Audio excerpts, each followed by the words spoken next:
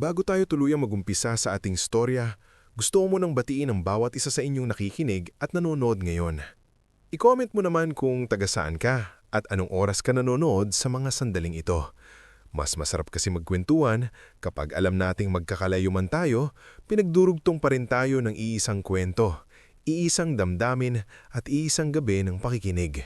Sa bayan ng San Isidro, isang tahimik ngulit masikip na komunidad na punong-puno ng mga tindahang magkakadikit, may inay na tricycle at mga usisero ngulit pamilyar na kapitbahay.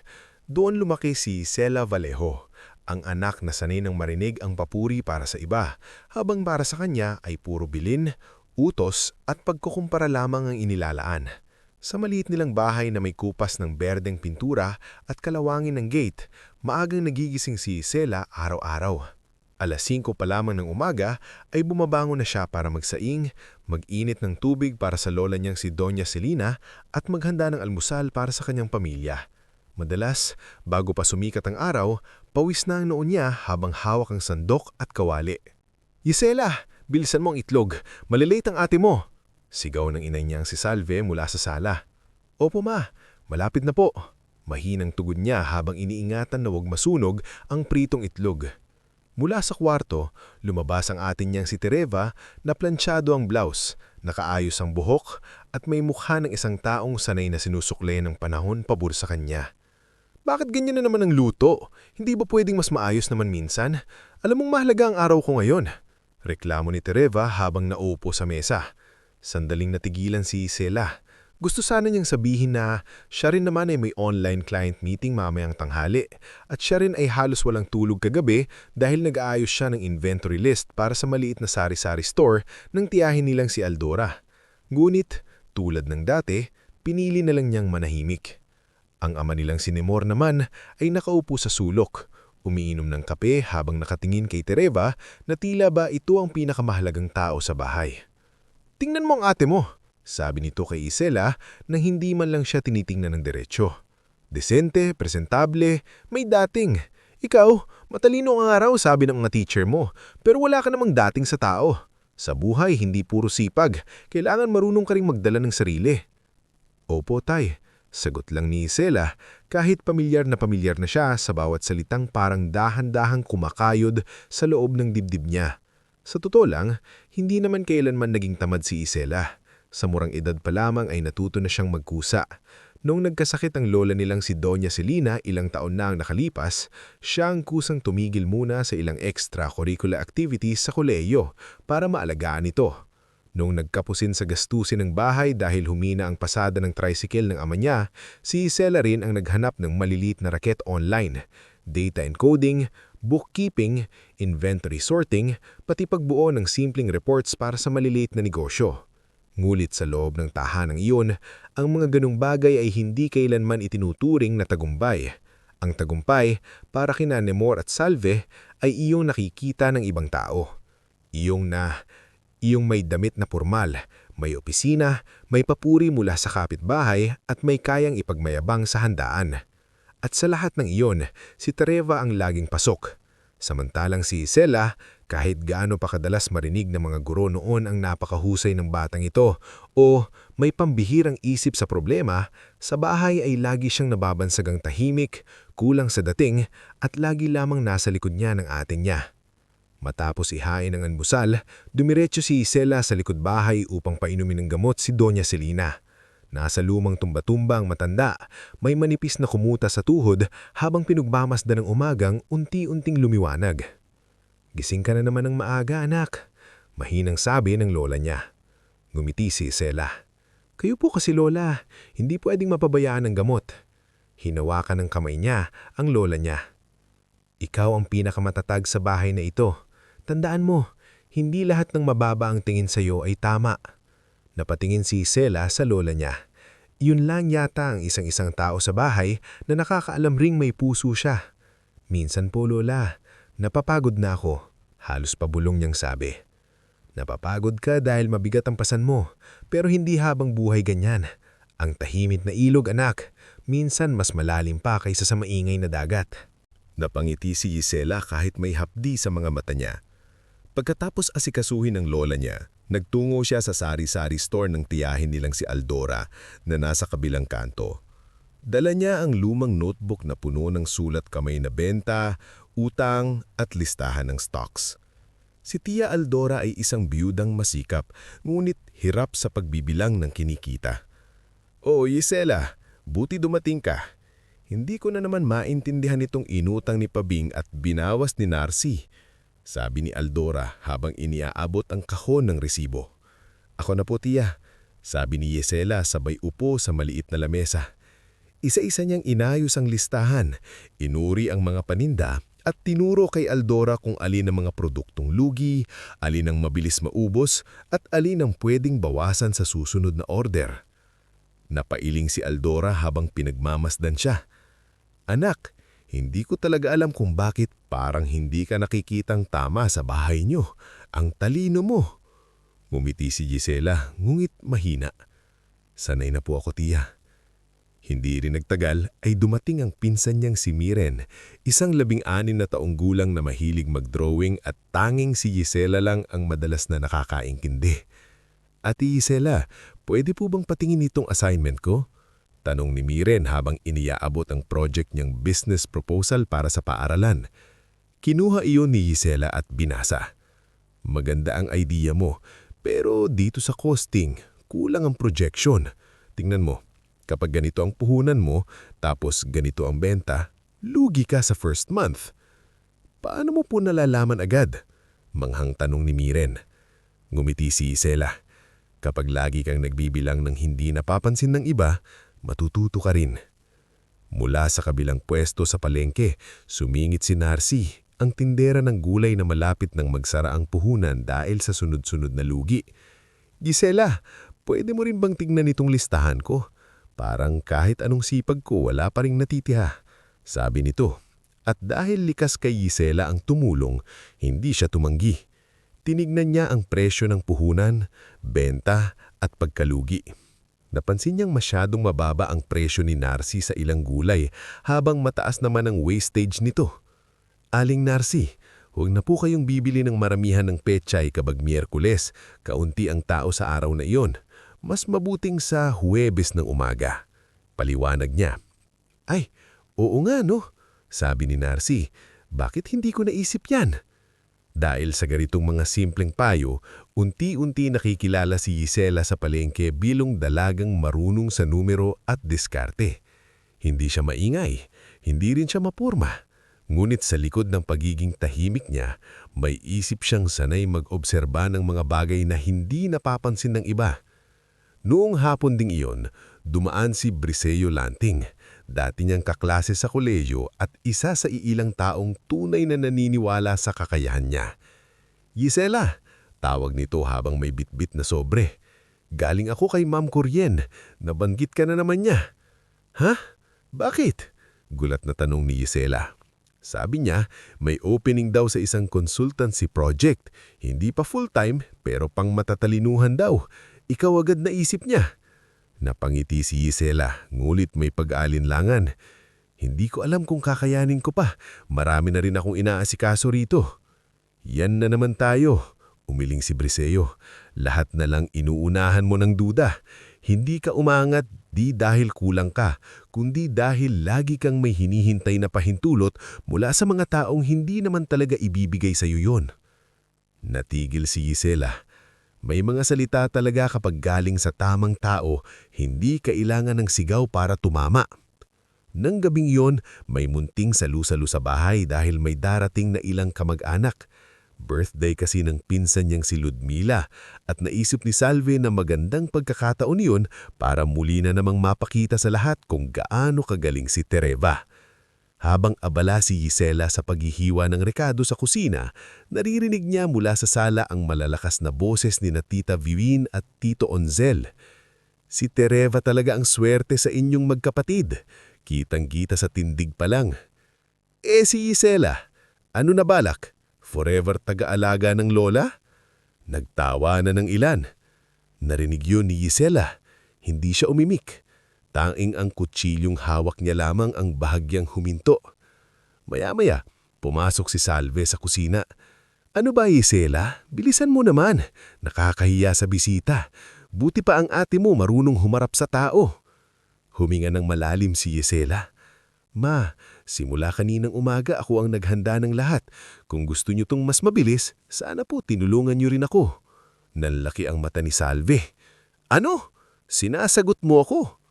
No, ma. Ang ibig ko lang pong sabihin. Hay nako, tingnan mo nga naman. Konting pagod lang may reklamo na. Kaya wala kang nararating eh. Paglabas ni Salve, naiwan si Isela sa kusina na parang unti-unting nilalamon ng katahimikan. Sa dami ng beses na siya ang umalalay sa bahay na iyon, ni minsan ay hindi siya narinig. Para bang obligasyon lang niya ang lahat at karapatan ng iba ang papuri. Sa hapagkainan, muling naging sentro si Tereva. Pinupuri ang ayos nito, ang talino nitong magsalita, ang future nito at kung paano raw ito ang mag-aahon sa pamilya. Ang swerte niyo kay Tereva, sabi ni Tito Onsel. Ibang klase ang aura, pang-opisina talaga. At si Isela, sabat ni Ludmila habang nakangisi. Tahimik pa rin o baka gusto na lang maging alalay habang buhay. Muling nagtawanan ng lahat. Doon, sa gitna ng liwanag ng mumurahing chandelier at ingay ng pamilyang tila sanay ng gawing biro ang pagkatao niya, tahimik na umupo si Isela at pinisil ng mahigpit ang hawak niyang baso. Hindi siya umiyak, hindi siya sumagot, hindi siya nagdabog. Ngunit sa loob-loob niya, may bahagi ng tuluyang napagod. At sa gabing iyon, habang ang lahat ay abala sa paghangha sa maling tao at pagmamaliit sa isang anak na matagal nang nagbubuhat ng bigat ng kanilang bahay, tahimik na may nabuo sa puso ni Isela, isang desisyong hindi pa niya kayang sabihin ng malakas, ngunit sapat na para baguhin ang direksyon ng buhay niya. Hindi pa man siya umalis, nagsisimula na siyang kumalas. Hindi pa man dumarating ang araw ng pagbagsak ng pagmamataas ng pamilya niya, nagsisimula ng mabuo sa loob ni Isela ang isang mas tahimik ngunit mas matibay na pangarap. Ang mamuhay ng hindi kailangang humingi ng halaga mula sa mga taong matagal nang tumangging ibigay iyon sa kanya. Bago tayo magpatuloy sa susunod na bahagi ng ating istorya, gusto ko munang muling batiin ang bawat isa sa inyong nakatutok ngayon. I-comment mo naman kung taga saan ka at anong oras ka nanonood sa mga sandaling ito. Nakakatuwang isipin na habang may isang kwentong unti-unting nabubuo sa ating harapan, may iba't ibang puso rin ang sabay-sabay na nakikidama sa bawat esena. Kinabukasan ng gabing iyon, mas maaga pang nagising si Isela kaysa karaniwan. Hindi dahil mahimbing ang tulog niya, kundi dahil halos hindi talaga siya nakatulog. Paulit-ulit na bumabalik sa isip niya ang mga tawa ni na Ludmila, ang malamig na tingin ng ina niya at ang pagdidiin ng ama niyang parang wala siyang halaga kumpara sa atin niyang si Tereva. Mula sa banig na manipis sa gilid ng kwarto ni Doña Celina, dahan-dahan siyang bumangon upang hindi magising ang matanda. Isang saglit siyang natigilan sa tabi ng bintana. Sa labas, madilim pa ang langit, ngunit sa silangan ay may manipis ng guhit ng liwanag. Para sa iba, ordinaryong umaga lamang iyon. Ngunit para kay Isela, parang may tahimik na paalala ang araw na iyon na pwedeng magsimula ang pagbabago nang walang kaingay-ingay. Gising ka na naman anak? Mahinang tanong ni Doña Celina mula sa likuran. Lumapit siya agad. Opo lola, bibigyan ko po kayo ng gamot mamaya. Pinagmasdan siya ng matanda. Kahit hindi nagsasalita si Isela tungkol sa sama ng loob, halatang halata sa mukha niya ang pagpapagod na matagal nang kinikimkim. Masakit pa rin ba? Tanong ni Doña Celina. Napatingin si Isela. Ano po? Yung mga salitang hindi mo sinasagot pero dinadala mo. Bahagyang natawa si Isela, ngunit mabilis ding nalusaw ang ngiti niyang iyon. Sanay na po ako lola. Umiling ang matanda. Hindi ka sanay, natuto ka lang magtiis. Tahimik na naupo si Isela sa tabi niya. Iyon ang unang pagkakataon matapos ang mahabang panahon na may gustong kumawala sa dibdib niya. Lola, minsan naiisip ko po, baka tama sila, baka talagang wala akong dating, baka kahit anong sipag po, hindi rin naman ako mapapansin. Mahinang hinaplos ng kamay niya ang matanda. Ang mga taong sanay sa ingay, hindi talaga agad nakakarinig ng lalim. Pero hindi ibig sabihin nun ay wala ka ng halaga. Hindi sumagot si Isela. Sa halip, tumanggo lamang siya at tumayo upang simulan ng gawain. Ngulit iba na ang tahimik niya ngayon, hindi na katulad ng dating pagtitiis na walang direksyon. May kung anong unti-unting tumitigas sa loob niya. Nang lumabas siya ng kwarto, nadatnan niyang abala na naman si Salve para sa panibagong pagyayabang, tila ba wala ng ibang paksa ang buhay nila kundi si Tereva. "Isela, pakibilisan ng plancha ng blazer ng ate mo. May kupuntahan kaming kumpanyang inaplayan niya. Final interview na raw. May online work po ako mamayang 9:00, ma." "Aba, pwede mo namang ilipat yan. Ito ang mas importante." Bago pa siya makasagot, lumabas na ng kwarto si Tereva na nakaayos na. May mamahaling pabango at may ekspresyong para bang panalo na agad siya sa laban kahit hindi pa nagsisimula. "Yung beige kong heels, nasaan na?" tanong nito. "Nasa ilalim ng cabinet mo kahapon," sagot ni Isela. Tumaas yung kilay ni Tereva. "Kung nakita mo pala, bakit hindi mo pa inilabas? Kailangan ba lahat iutos pa sa'yo?" Huminga ng malalim si Isela. May mga sandaling gusto na niyang sumagot.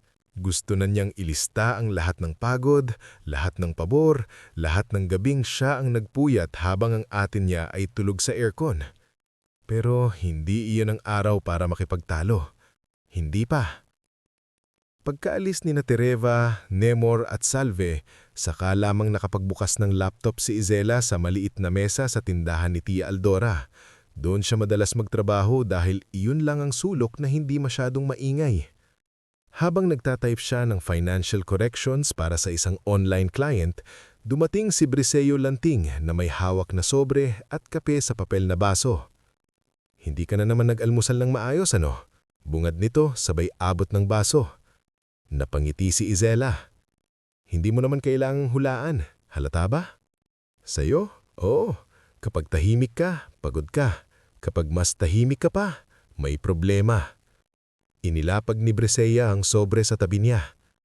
"Ito yung details ng consultancy project na sinabi ko kahapon. Galing kay Ma'am Corien. Hindi ito simpleng encoding job, Isela. Operations assessment ito para sa startup ng kakilala namin." Napatingin siya sa papel. "Startup?" "Oo, logistics at retail support. Bagsak na raw halos ang sistema. Maraming taga sa inventory, sabugang monitoring at nalulugi kahit malakas ang galaw sa clients." Tumanggo si Isela habang binabasa ang laman ng sobre. Sa bawat detalye ng problemang nakasulat doon, may mga solusyon ng kusang nabubuo sa isip niya. "Magkano ang bayad?" tanong niya. Napangiti si Briseo. "Ikaw talaga, hindi man lang kung kaya mo. Kailangan ko munang malaman kung worth it." "Worth it at higit pa ron. Baka ito na ang pagkakataon mong makita kung hanggang saan ka talaga." Bago pa siya makapagdesisyon, sumingit si Tia Aldora mula sa loob ng tindahan. "Anak, tanggapin mo na yan. Hindi ka pwedeng habang buhay dito lang. Hindi masamang tumulong pero huwag mong kakalimutan ang sarili mo." Sa mga sumunod na araw, nagsimula ang bagong routine ni Isela. Sa umaga, inaalagaan niya si Doña Celina at tumutulong pa rin sa bahay kapag walang tibang gagawa. Sa tanghali, sumasaglit siya sa tindahan ni Tia Aldora at tumutulong sa bookkeeping ni Narcy at Pabing. Sa gabi naman, humaharap siya sa laptop at binabasa ang mga ulat ng startup na inirekomenda ni Briseo. Doon niya unang nakilala si Rayon Dalisay, ang isa sa mga co-founders ng maliit ngulit mabilis lumaking logistics startup na ngayon nalulunod sa sariling sablay na sistema. Nag-usap sila sa unang pagkakataon sa isang video call. "Briseo told me you're good," sabi ni Rayon, diretso at walang arte. "Pero to be honest, Miss Vallejo, medyo alanganin ako. Ang dami na naming kinausap na consultant. Puro report ang dala pero walang tunay na naaayos." Kalmado lang si Isela. "Hindi po ako magbibigay ng report na maganda lang pakinggan. Ang una kong sasabihin sa inyo, hindi tao ang unang problema niyo, sistema." Nagkatinginan ng dalawang lalaking kasama ni Rayon sa call. Isa doon si Jovren Sia, ang operations lead, at ang isa ay Helmar Quinto, isang investor representative na mukhang hindi kumbinsido. Nagpatuloy si Isela. "Nakalagay dito sa reports nyo na may inventory loss at delayed deliveries. Pero kung titingnan ng maigi, hindi lang nawawala ang stocks, Mali ang movement coding, sabay-sabay ang manual entries at wala kayong verification layer between the warehouse at dispatch. Hindi lugi ang negosyo nyo dahil matumal. Nalulugi kayo dahil butas ang loob. Natigilan si Rayon. Paano mo nakita agad yon? Dahil hindi ako tumingin sa kita, tumingin sa pagitan ng kita at pagkawala. Mula roon, nagsimula ng mas seryosong partisipasyon ni Isela sa proyekto. Hindi pa siya empleyado at lalong hindi kilala sa mundo ng malalaking negosyo. Ngunit sa maliit na conference room ng startup na iyon, unti-unting napapamsin ng tao ang kakaibang isip niya. Hindi siya yung tipong malakas ang boses o mahilig sa presentation. Siya yung tahimik na naglalatag ng proseso, nagtatanong ng tamang detalye at nakakakita ng pattern sa gulo. Habang abala si Isela sa bagong oportunidad, lalong lumulutang ang paboritismo sa loob ng bahay nila. Isang Sabadong hapon, umuwi sina Nemor at Salve na halos hindi magkandauga-uga sa saya. Tanggap na si Tereva, sigaw ni Salve pagpasok pa lang sa bahay. Natanggap siya sa Darmonte Holdings. Parang may pistang biglang bumagsak sa maliit nilang sala. Tumawag agad si Salve kina Tita Viren at Ludmila. Si Nemor naman ay agad naglabas ng lumang alak na itinatago lamang tuwing may ipagmamalaki. "Tingnan mo yan, anak," sabi ni Nemor kay Tereva. "Sabi ko sa iyo, ikaw ang magdadala ng pangalan natin." Samantala, si Isela ay hawak ang bandehadong tubig at gamot ni Doña Celina. Sandali siyang tumigil, ngumiti ng bahagya at nagsabing, "Congratulations, ate." Tumingin si Tereva sa kanya na may halong yabang at panalo. "Salamat. At least may isa na sa atin ang may totoong narating." Hindi nakaimik si Isela. Ngunit ang pinakamasakit ay ang sumunod na salita mula sa kanyang ama. "Oh, Isela," sabi ni Nemor habang nakataas ang baso. "Wala ka talagang sinabi sa ate mo. Kita mo? Ito ang sinasabi naming may mararating." Masayang tumawa si Salve. Kaya buti na lang talagang si Tereva ang marunong humarap sa mundo. Hindi gaya ng iba dyan na puro taimik lang. Sa labas ng bahay, patuloy ang pagbibirit ng video case sa kapitbahay. Sa loob naman, parang unti-unting lumiliit ang hangin para kay Isela. Ngunit hindi na siya katulad noong mga nakaraang taon. Hindi na lamang siyang sugatang bata na naninikip ang dibdib sa bawat pagkukumpara. Ngayon, may bago nang nabubuong katahimikan sa kanya. Mas buo, mas matalim. Kinagabihan habang naguhugas siya ng plato na siya na naman ang naiwang gagawa, dumating si Miren at marahang tumabi sa kanya. "Ate Isela," sabi nito, "ikaw pa rin ang pinakamagaling na kilala to." Napatingin siya rito at napangiti. "Bakit mo naman nasabi yan?" "Kasi si Ate Tereva, magaling kapag may nanonood. Ikaw, magaling kahit walang pumapalakpak." Huminto sandali si Isela. Napakaliit na pangungusap pero parang may tumama sa lugar na matagal nang hindi naaabot ng kahit sinong tao. Kinabukasan, muling nakipagkita si Isela kina Rayon at Briseo sa isang maliit na karinderya malapit sa lumang munisipyo. Nandoon din si Ma'am Corien, dala ang ilang lumang papeles at isang tinging na parang matagal na niyang alam ang magiging direksyon ng buhay ng dati niyang estudyante. "Isela," sabi ni Ma'am Corien, "huwag mong hayaang ang tingin ng pamilya mo ang maging sukatan ng kakayahan mo. Minsan ang pinakamadaling hindi agad pinapansin sa sariling bahay. Pero pagdating sa totoong laban, sila ang hindi basta-basta natitinag." Tahimik na nakinig si Isela. Pagkatapos noon, iniyabot ni Rion sa kanya ang isang mas formal na alok, hindi lang bilang konsultant, kundi bilang strategic partner sa isang mas malalim na business recovery plan. Hindi pa iyon malaking posisyon, hindi pa iyon tagumpay. Ngunit iyon ang unang pagkakataon sa buhay niya na may mga taong tumitingin sa kanya hindi bilang alalay, hindi bilang anino ng ate niya, kundi bilang isang taong may kakayahang magbago ng takbo ng isang negosyo. "Hindi ito madali," sabi ni Rayon. "Maraming sablay, maraming tutol, at kulang kami sa tao. Pero kung sasama ka, gusto kong totohanan." Tahimik na napabuntong hininga si Isela. Sa isip niya, naiwan sa likod nila ang maliit nilang bahay. Ang sala nilang puno ng pagkukumpara, ang hapag na siya lagi ang huli, at ang mga matang matagal nang hindi nakakakita sa kanya ng buo. Pag-angat niya ng tingin, mas malinaw na ang boses niya. "Sasama ako," sabi niya. Sa simpleng sagot na iyon, nagsimula ang tahimik na paglayo ni Yesela sa buhay na matagal nang nanliliit sa kanya. Hindi pa siya umaalis sa bahay. Hindi pa siya humihiwalay sa pamilya. Ngunit sa unang pagkakataon, may sarili na siyang daan na hindi nila kontrolado. At habang ang buong angka nila'y abala sa pagdiriwang para sa paboritong anak na nakapasok sa malaking kumpanya, Yesela naman ay lihim ng humahakbang papunta sa mundo na matagal nang naghihintay sa talinong ni minsan ay hindi nila pinapahalagahan. Bago tayo magpatuloy sa mas mabigat na yugto ng ating istorya, gusto ko munang kumustahin ang bawat isa sa inyong nakikinig ngayon. I-comment mo naman kung taga saan ka at anong oras ka nanonood sa mga sanbaling ito. Mas ramdam kasi ang kwento kapag alam nating kahit magkalayo tayo, sabay-sabay nating nasasaksihan ng mga pagbabagong minsang tahimik magsimula pero kayang gumalat sa tamang oras. Matapos tanggapin ni Yesela ang alak ni Rion na sumama sa mas malalim na business recovery plan ng kanilang startup, ibalbang ulit ang ikot ng araw niya. Hindi pa rin naman nabawasan ang gawain niya sa bahay. Sa totoo lang, mas dumami pa nga. Ngunit may isang mahalagang bagay na nagbago. Sa unang pagkakataon, bawat pagpupuyat niya ay hindi na lang para sa pamilya niyang hindi nakakapangsin, kundi para na rin sa direksyong siyang mismong ang pumili.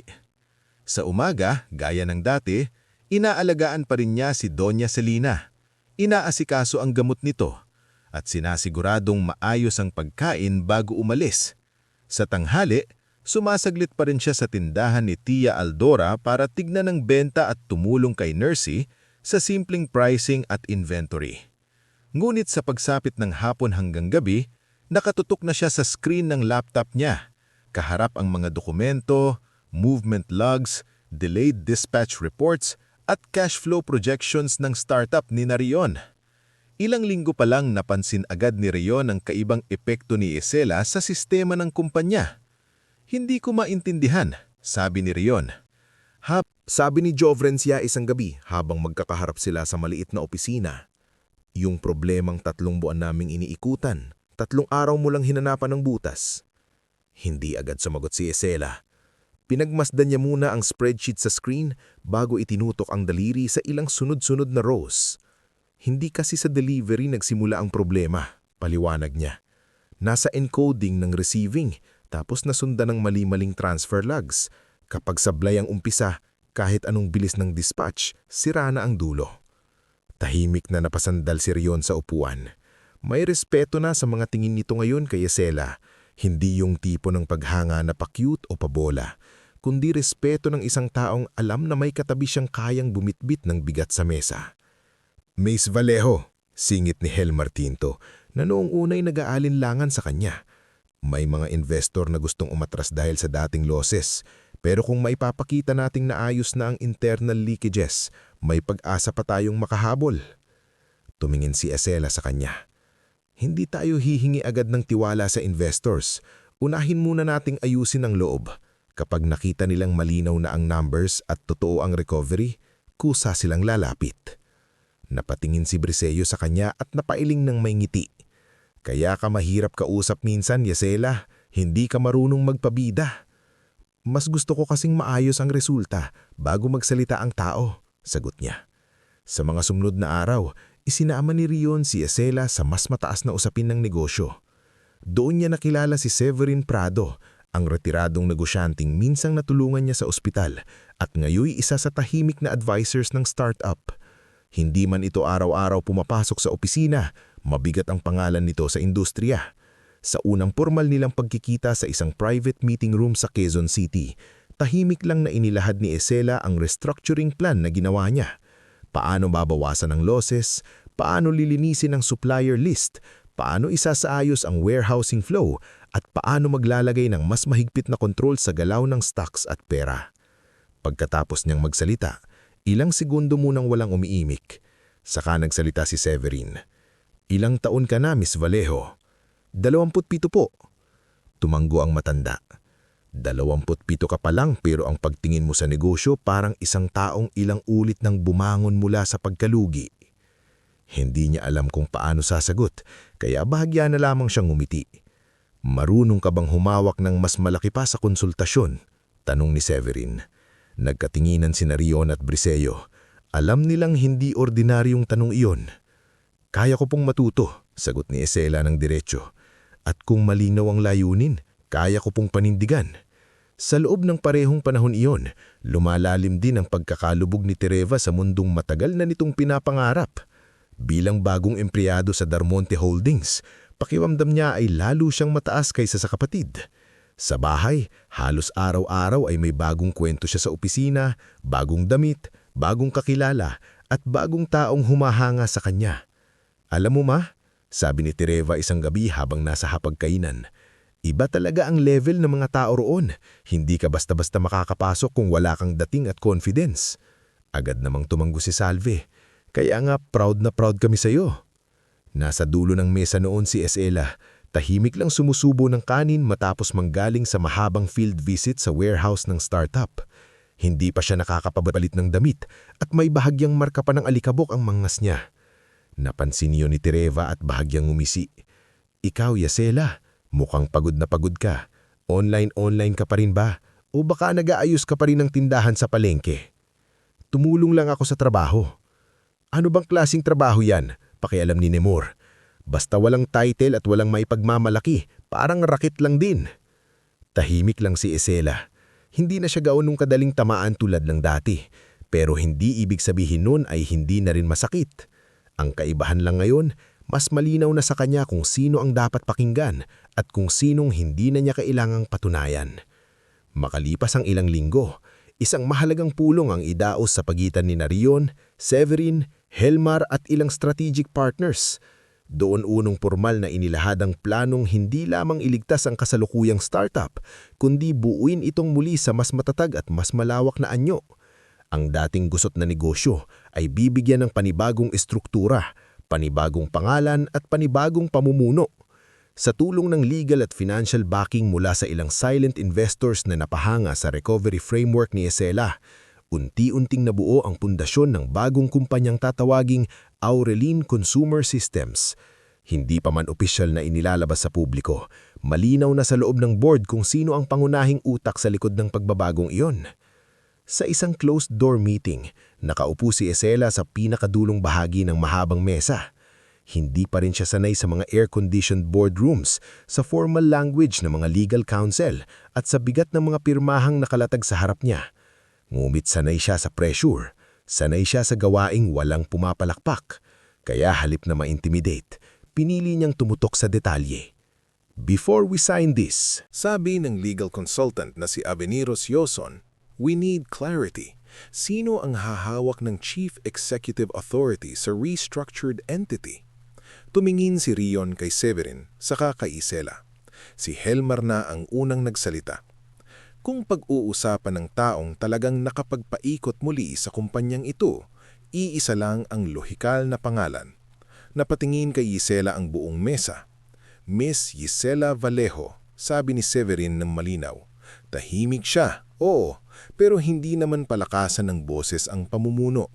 Ang totoo, mas ligtas ang kumpanya sa kamay ng taong hindi nalalasing sa sariling pangalan. Biglang tumahimik ang silid. Hindi po yata, agad na sabi ni Isela, halatang nabibigla. Mas may karanasan po sina Rion at kayo. Umiling si Rion. Ako ang nagdala sa negosyong ito sa bingit. Ikaw ang humila pabalik. Napabuntong hininga si Severin. May mga lider na hinuhubog sa spotlight, may mga lider namang hinuhubog sa kakulangan, sa pagtitimpi at sa paulit-ulit na hindi pagkilala. Mas matibay ang pangalawa. Hindi agad nakapagsalita si Isela. Sa buong buhay niya, hindi niya naisip na may araw na may mga taong mag-uusap tungkol sa kakayahan niya nang walang halong paghamak, pangungutya o pagkumpara. Pagsapit ng sumunod na linggo, formal nang napirmahan ang kasunduan. Hindi pa inilalantad sa publiko ang lahat ng detalye, ngulit sa loob ng negosyo, nakaset na ang bagong posisyon ni Isela bilang pangunahing Chief Executive ng Oralin Consumer Systems, isang kumpanyang may bagong kontrol, bagong layunin at may ugnayang papasok sa strategic restructuring partnership na konektado sa ilang divisions ng malalaking kumpanya, kabilang ang impluensyadong linya kung saan konektado ang Darmonte Holdings. Habang unti-unting nabubuo ang bagong yugto sa buhay ni Isela, abala naman ang pamilya niya sa mas mababaw na selebrasyon. Isang gabi, dumating si Salve sa tindahan ni Aldora kung saan naroon si Isela, dala ang listahan ng mga bibilhin. Sa Sabado, sabi nito, maghahanda tayo, magdi-dinner dito sa bahay. Ipinagmamalaki ng ate mo na pupunta raw ang executive director nila, si Mr. Evander Sarmiento.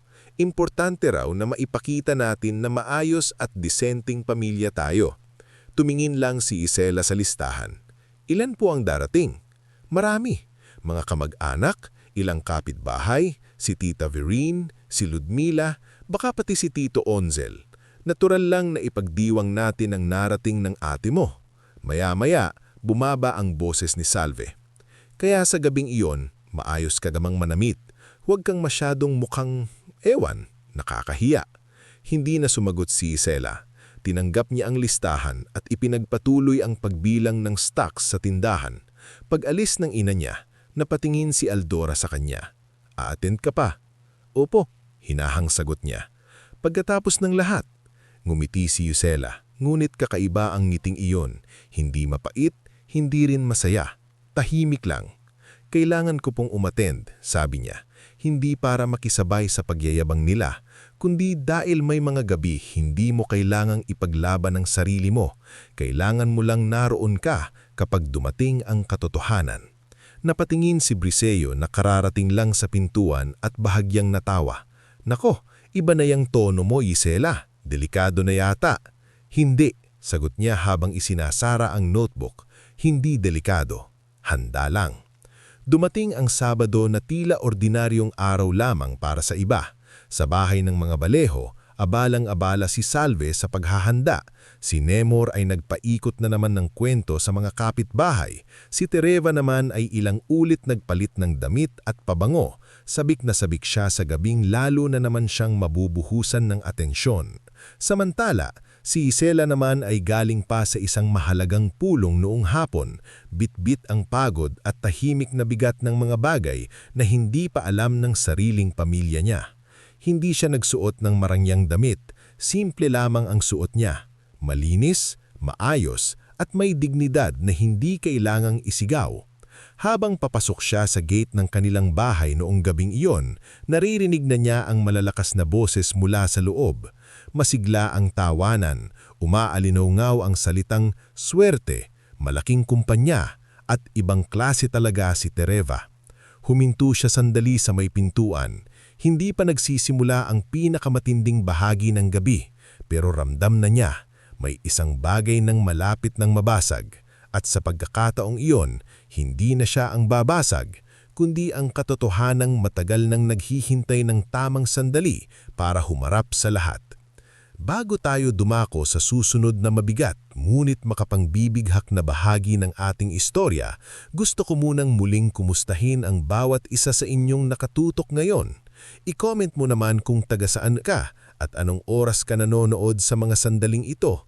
Mas lalong sumisidhi ang bawat tagpo kapag alam nating may mga pusong sabay-sabay na nag-aabang, nasasaktan at umaasang may hustisyang darating sa tamang sandali. Pagkapasok ni Isela sa loob ng bahay nila noong gabing iyon, bumungga agad sa kanya ang amoy ng inihaw na karne, buttered vegetables at matamis na pabango ng mga bisita na abala sa pagpapalitan ng papuri kay Tereva. Ang maliit na sala ng pamilya Vallejo ay halos hindi na magkakasya sa dami ng tao. Naroon si Tita Vereen na nakangiti parang siya ang may-ari ng bahay, si Ludmila na abalang kumukuha ng selfie sa dekorasyon, si Tito Onzel na paulit-ulit nang nagsasabing malayo ang mararating ni Tereva. Pagkapasok ni Isela sa loob ng bahay nila noong gabing iyon, bumungga agad sa kanya ang amoy ng inihaw na karne, buttered vegetables at matamis na pabango ng mga bisita na abala sa pagpapalitan ng papuri kay Tereva. Ang maliit na sala ng pamilya Vallejo ay halos hindi na magkakasya sa dami ng tao. Naroon sina Tita Vereen na nakangiti parang siya ang may-ari ng bahay, si Ludmila na abalang kumukuha ng selfie sa dekorasyon, si Tito Onzel na paulit-ulit nang nagsasabing malayo ang mararating ni Tereva. At ilan pang kapitbahay na wala namang ibang pakay kundi makisilip sa pinagmamalaking tagumpay ng pamilya. Pagkakita kay Gisela, bahagyang tumaas ang kilay ni Salve. "Sa wakas dumating ka rin," sabi nito sa tonong tila may halong inis.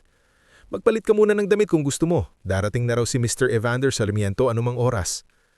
"Maayos naman po ang suot ko, ma," mahinahon niyang sagot. Mula sa gitna ng mga bisita, lumapit si Tereva na nakangiti ngunit halatang nanguhusig. "Hayaan mo na, ma," sabi nito. Baka hindi naman sanay si SLA sa ganitong klase ng okasyon. Baka mas komportable siya sa simpleng setup. May ilan niya karinig at napangiti. Hindi sumagot si Isela. Sa halip, dumiretso siya sa kusina upang tignan kung may kailangan pang ayusin. Kahit pagkatapos ng lahat, siya pa rin ang kusang gumagawa ng hindi nakikita ng iba. Habang inaayos niya ang mga plato at serving spoon, sumunod sa kanya si Doña Celina na inalayanan ni Miren. "Umupo ka naman sandali, anak," sabi ng lola niya. "Bisita ka rin sa gabing ito kahit ayaw nilang aminin." Napangiti si Isela. "Ayos lang po, lola. Mas mabuti nang may ginagawa." Mahinang bumulong si Miren sa kanya. "Ate, kinakabahan ako. Parang may mangyayari mamaya." Tumingin si Isela sa pinsan niya at marahang hinawakan ng balikat nito. "Minsan, Miren, may mga bagay na kailangan mangyari para matapos na ang maling akala ng mga tao."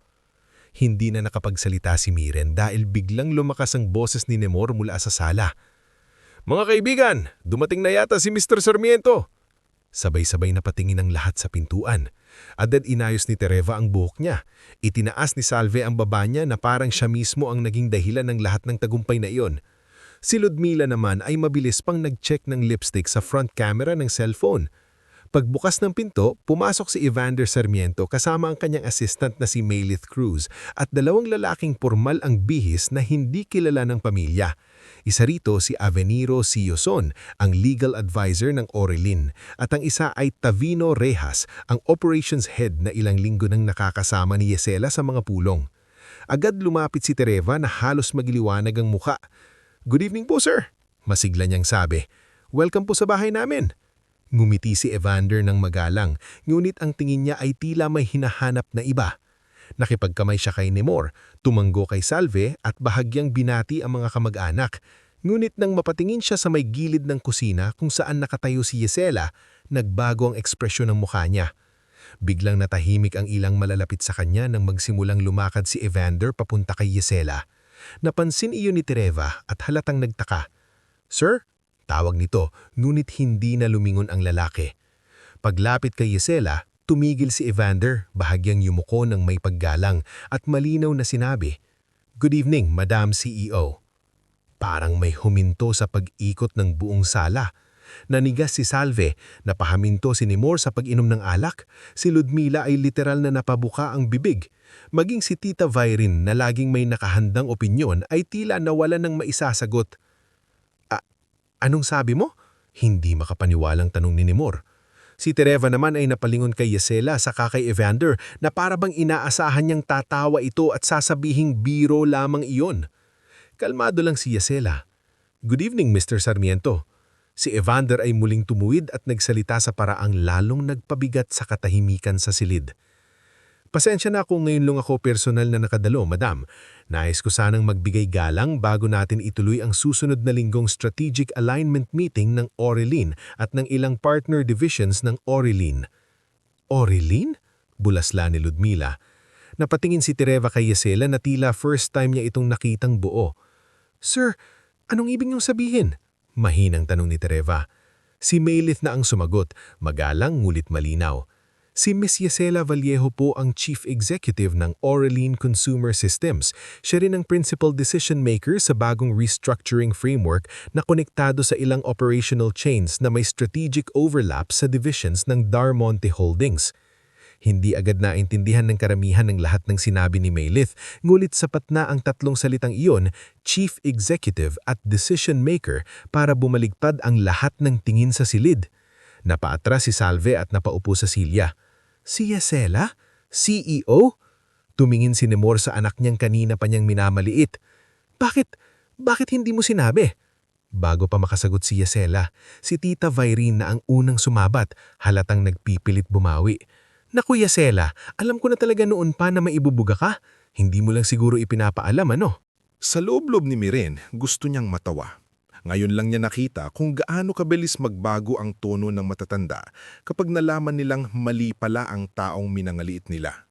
Ngulit si Yesela ay hindi nagpadaig sa bugso ng sandali. Hindi siya nagtaas ng boses. Hindi rin niya ibinalik ang lahat ng panghahamak na tiniis niya sa loob ng napakaraming taon. Hindi ko po sinabi, mahinahon niyang sabi. Dahil hindi ko naman kailangang ipaliwanag ang sarili ko sa mga taong matagal nang may pasya tungkol sa halaga ko. Parang sinuntok sa sikmura si Salve sa narinig. Anak, naninginig na sabi nito. Pero hindi na ito tinapunan ni Yesela ng masamang tingin.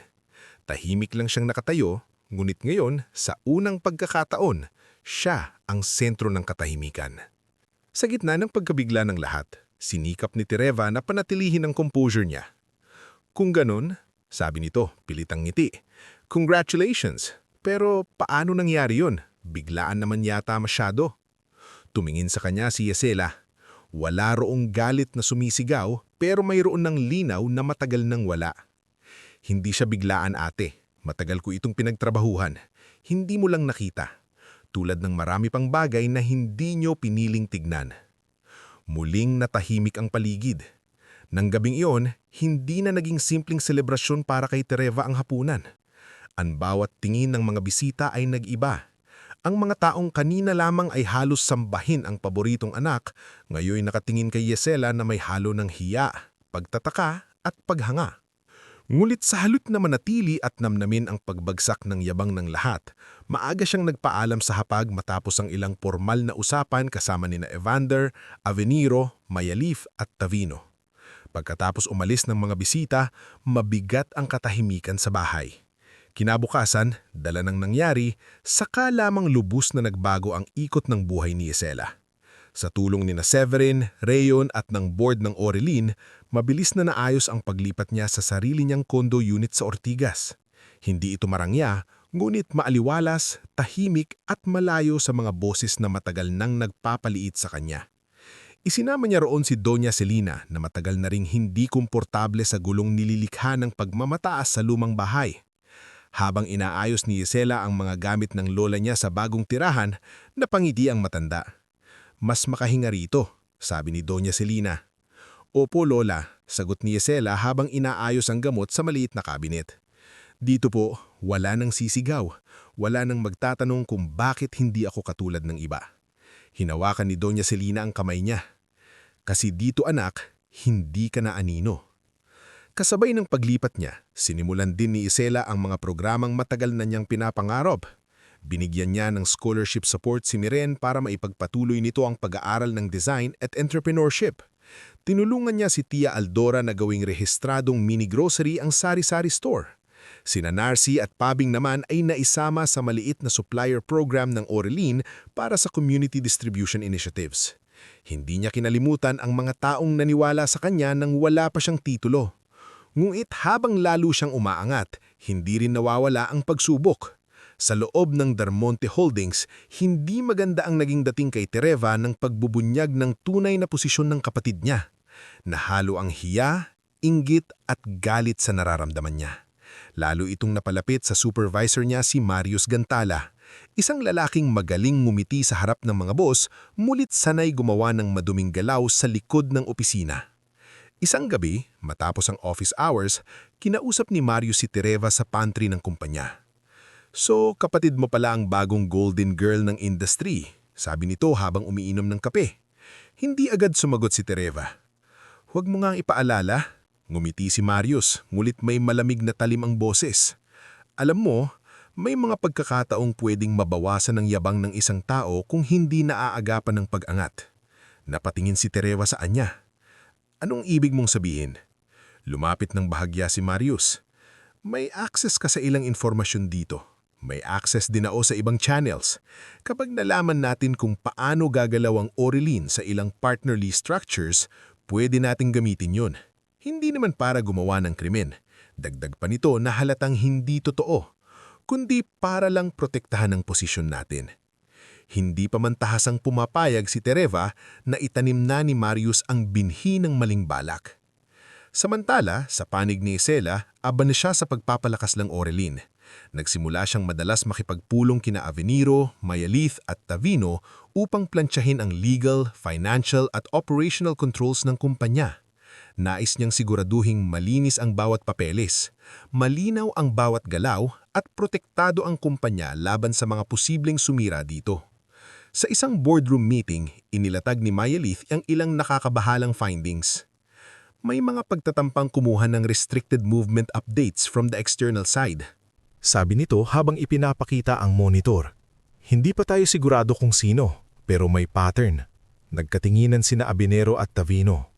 Internal ba o outside corporate snooping? Tanong ni Tavino.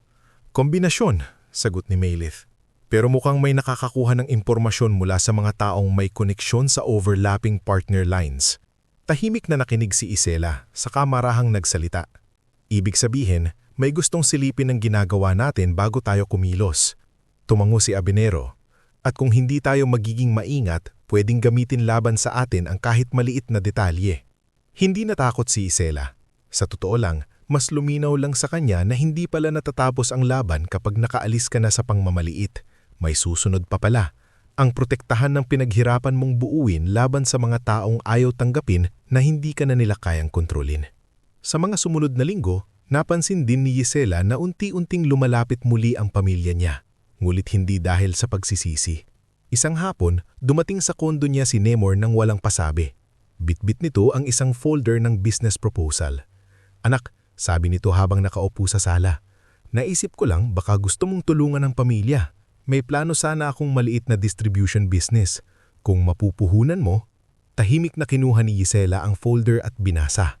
Sa ikalawang pahina pa lang, nakita na niyang si Tereva ang gustong ilagay ng ama niya ng general manager. Kay ate ipapangalan? Tanong niya ng diretsyo. Bahagyang natigilan si Nemor. Siyempre, para rin sa kanya. Pero pamilya pa rin naman kayo. Napatitig si Isela sa ama niya. Hindi na siya nasaktan. Ngulit sa sandaling iyon, mas luminaw sa kanya na ang ilang tao, kahit harap-harapan nang ipinakita sa kanila ang katotohanan, pipiliin pa ring bumalik sa dati nilang ugali. Pasensya na po tay, sabi niya ng kalmado. Hindi ako maglalabas ng pera para punduhan ang pagtingin niyo pa rin na iba ang mas karapat-dapat kaysa sa akin. Ano bang gusto mo? Na lumuhod kami sa'yo? Inis na sabi ni Nemor. Hindi nagtaas ng boses si Isela. Hindi ko po kailangan ng pagluhod. Kailangan ko lang sana noon ng pagiging patas. Pero mukhang huli na para roon. Pagkaalis ni Nemor, tahimik na napaupo si Isela sa may bintana ng kondo. Sa ibaba, tuloy ang trapiko at ingay ng lungsod. Sa loob naman niya, alam niyang hindi magiging madali ang mga susunod pang araw. Uunlad ang buhay niya, lumalawak ang pangalan niya. Dumarami ang taong kumikilala sa talino niya. Pero kasabay nun, unti-unti ring lumilitaw ang dumi ng nakaraan, ang inggit na mga naiwan at ang mga lihim na galaw ng mga taong hindi na matanggap na isang Isela Vallejo pa lang kayang tumayo ng mas mataas kaysa sa lahat ng minsang tumapak sa kanya. Bago tayo tumuloy sa pinakahuling bahagi ng ating istorya, gusto ko munang muling batiin ang bawat isa sa inyong patuloy na nakikinig at sumasabay sa kwentong ito. I-comment mo naman kung taga saan ka at anong oras ka nanonood ngayon. Nakakagaan ng pakiramdam na sa bawat sakit, tagumpay at hustisyang nasasaksihan natin sa isang kwento, may mga taong sabay-sabay ding umaasa na sa dulo may tamang wakas na darating para sa mga matagal nang nasaktan. Sa mga sumunod na linggo matapos ang pagdating ni Nemor sa kondo ni Isela, lalong tumalim ang kutob niya na hindi lang simpleng inggit ang gumagalaw sa paligid niya. Ang mga report na dumarating mula kina Mayalith, Tavino at Avenero ay paunti-unting bumubuo ng iisang larawan. May taong hindi lamang gustong silipin ang galaw ng Orialine, kundi gusto ring makasira bago pa man ganap na lumawak ang impluensya ng kumpanya. Sa conference room ng Orialine, maagang nagpulong sina Gisela, Reon, Maylith, Tavino, Abenero at Severin Prado. Nakalatag sa mesa ang printed audit logs, access timestamps at ilang screenshots ng email forwarding trails. Tahimik ang lahat habang nagsasalita si Maylith. Natrace na namin ang source ng 2 abnormal data pools, hindi direktsyong galing sa loob ng Orialine, dumaan sa overlapping coordination chain na konektado sa dating supplier transition notices, at may pangalan ng lumilitaw ng paulit-ulit. Tumihim si Tavino. Marius Gantala. Mabigat ang katahimikan. Nagpatuloy si Abenero. Hindi pa yan ang kabuuan. May indirect involvement din ng isang internal contact mula sa side ng Darmonte. Hindi pa malinaw kung gaano kalalim ang partisipasyon, pero may signatures at access confirmations. Napahawak si Rion sa sentido. Sino? Dahan-dahang inilapag ni Mayaleth ang isa pang folder sa harap ni Isela.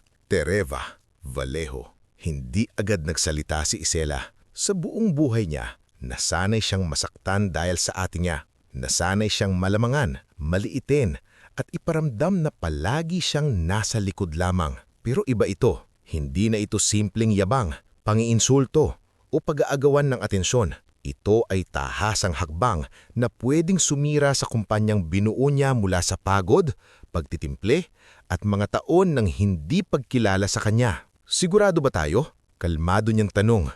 Kahit ramdam niya ang bigat sa dibdib niya, tumanggo si Mayalith. May internal audit trail.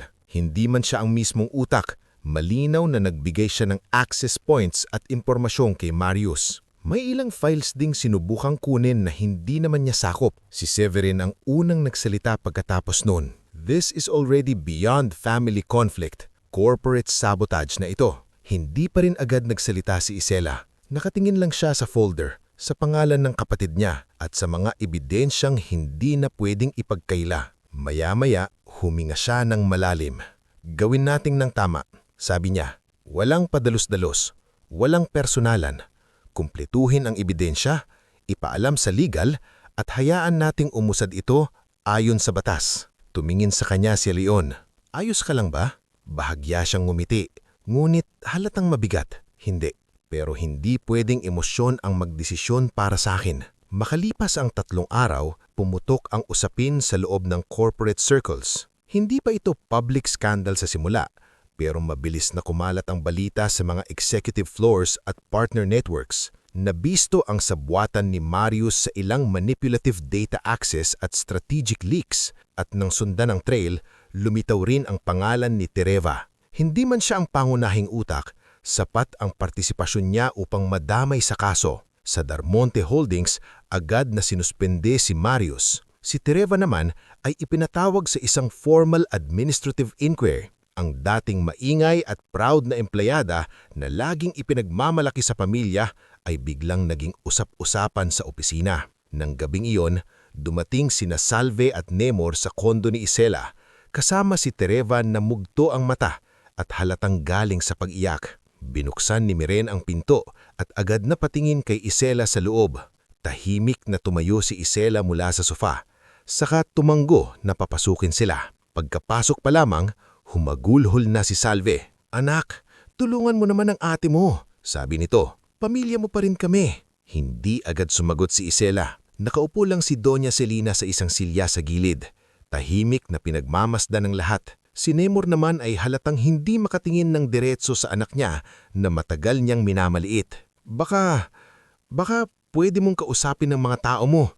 Baka pwedeng maayos ito nang hindi na lumaki. Doon tumingin si Isela kay Tereva. Hindi na ito mukhang ang babaeng laging plansyado at punong-puno ng kumpiyansa. Gusot ang buhok nito, manamaga ang mata, at ang dating taas ng tingin ay napalitan ng takot.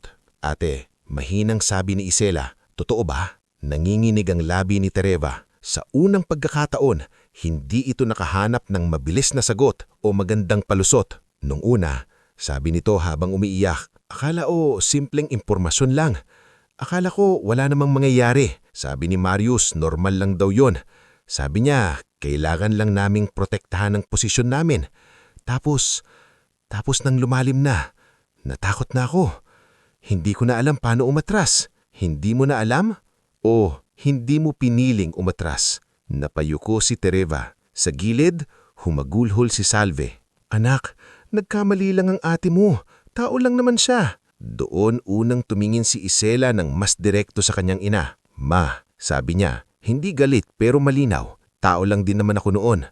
Nung pinapahiya niyo ako sa harap ng kamag-anak, tao lang din ako. Nung araw-araw niyo akong ikinumpara, tao lang din ako. Nung hindi niyo ako pinaniwalaan, hindi niyo nakita at hindi niyo pinakinggan, tao lang din ako. Tumahimik ang buong sala. Nagpatuloy siya, pero hindi ako binigyan ng luwag dahil tao lang ako. Kaya sana, huwag niyo ring hingin sa akin ngayon na bawalain ko ang ginawa niya dahil kapatid ko siya. Isela, halos pabulong na sabi ni Nemor. Tumingin siya sa anak niya. Tay, hindi ko siya dudurugin. Hindi ko gagamitin ang posisyon ko para gantihan siya. Pero hindi ko rin haharangan ang legal process. Hindi na ako makikialam para takpan ng mali. Tapos na ang panahon na ako ang sasalo sa kasalanan ng iba. Napaupo si Tereva at napahagulhol.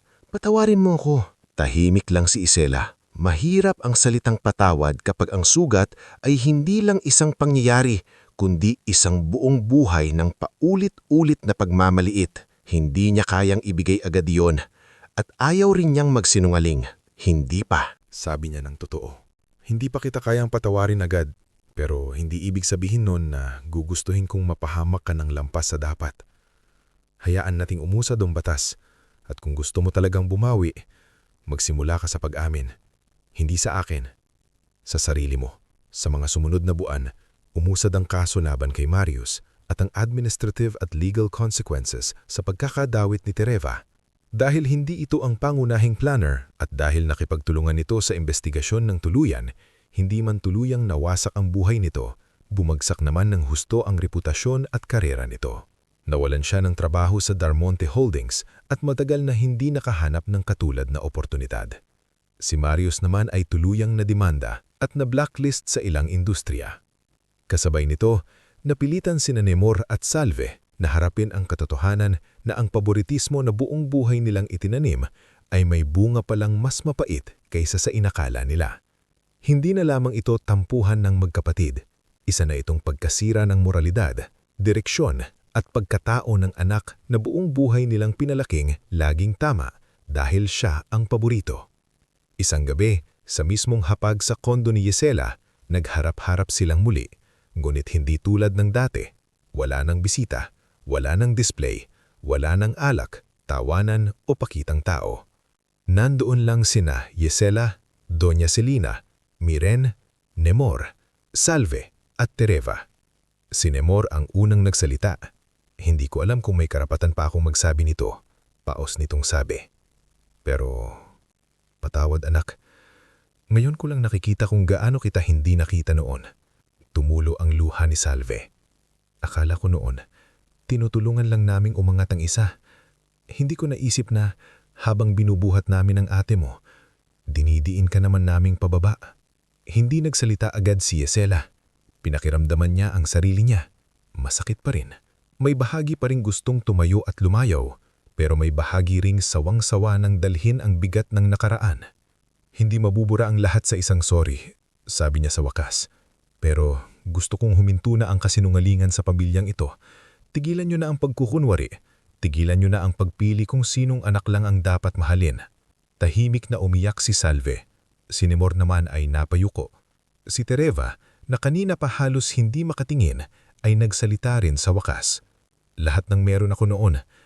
Akala ko deserve ko lang. Hindi ko naisip na may kapalit pala iyon. Hindi ko nakita kung gaano kita nasasaktan. Hindi dahil hindi mo ipinakita, kundi dahil hindi ko gustong makita. Tumanggo si Gisela.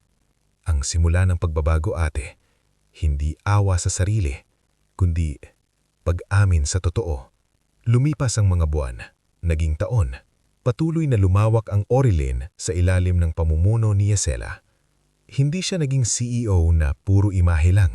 Ginamit niya ang pinagdaanan niya upang bumuo ng mas makataong sistema. Nagpatayo siya ng training hubs para sa mga kabataang mahusay ngunit walang koneksyon. Binigyan niya ng pagkakataon ng maliliit na supplier mula sa iba't ibang probinsya. Pinapatag niya ang community distribution programs na nagbigay ng hanap buhay kina Narcy, Pabing at marami pang dating nasa gilid lang ng merkado. Si Miren ay nakapagtapos at naging bahagi ng Design and Social Enterprise arm ng foundation ni Yesela. Si Tia Aldora ay lumaki ang tindahan at kalaunan ay nakapagbukas pa ng pangalawang branch. Si Briseyo ay nanatiling isa sa pinakamatapat niyang kaibigan at advisor. Sina Rayon, Mylith, Tavino at Aveniro ay naging matibay niyang katuwang sa pagbuo ng isang kumpanya na hindi lamang kumikita kundi may paninindigan. At si Tereva, hindi naging madali ang muling pagbangon nito. Hindi rin siya agad binalik sa buhay ni Yesela nang parang walang nangyari. Kinailangan niyang magsimula sa mas mababang posisyon sa ibang kumpanya, malayo sa dating yabang at kinang. Ngulit marahil iyon mismo ang kailangan niya. Isang buhay na hindi nakaasa sa palakpak, sa pabor o sa maling paniniwalang siya lagi ang karapat-dapat. Si Nemor at Salve naman ay hindi na muling bumalik sa dating ugali. Hindi man naging perpekto ang lahat, natuto silang matahimik, makinig at unti-unting bawiin ang mga taon ng pagkukulang sa paraang kaya nila. Hindi na sila ang sentro ng buhay ni Yesela, pero hindi na rin sila ang sugat na araw-araw niyang dinadala. Sa isang maliwanag na umaga, ilang taon matapos ang gabing yumuko si Evander sa harap niya at tinawag siyang Madam CEO, nakatayo si Yesela sa harap ng bagong gusali ng Aurelien Foundation for Emerging Talent.